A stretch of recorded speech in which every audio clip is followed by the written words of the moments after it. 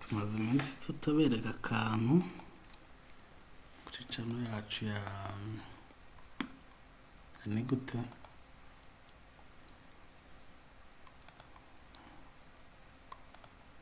ariko hari akantu ntekereje nifuza kubereka muri aka kanya siritu ku bantu biga nka informatique bashaka no kwiga ibintu bijyanye programming, database, SQL queries. Hari aka website numva nashaka kubereka kugira ngo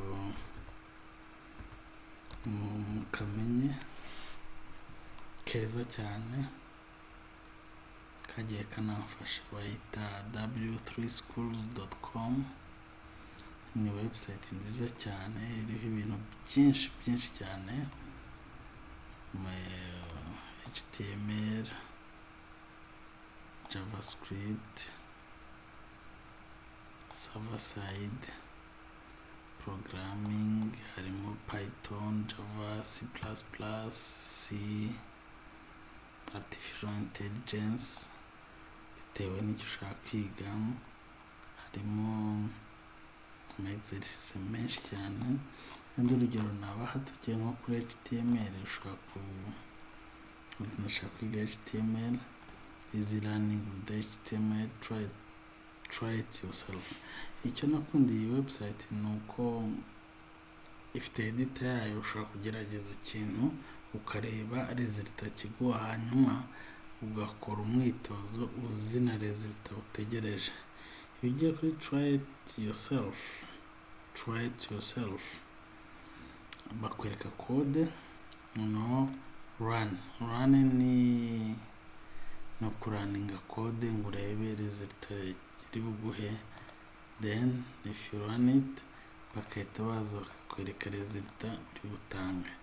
Buryo wahera hano ukagenda uhindura ibintu, wajya kuri color, wajya kuri basic, wajya kuri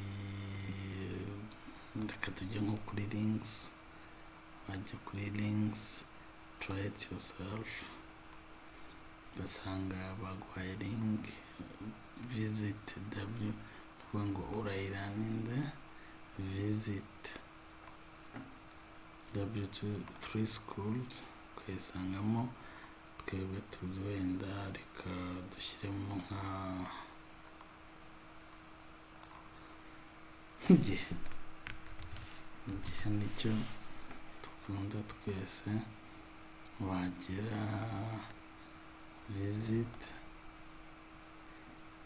ikakujyana ku gihe, warangiza aho byari byanditsemo ukandikamo ngo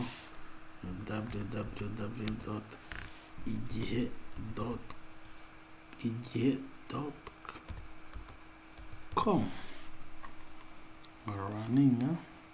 ubona ko dufite ijambo ryanditsemo igihe, cyangwa ukaba wandikamo ngo sura igihe, running handitseho sura igihe.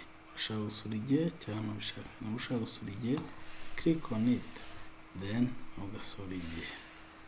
Murakoze cyane, tuzakomeza tubazane utundi tuntu dushyashya kandi tuzanabereka ibintu byiza cyane. Murakoze cyane.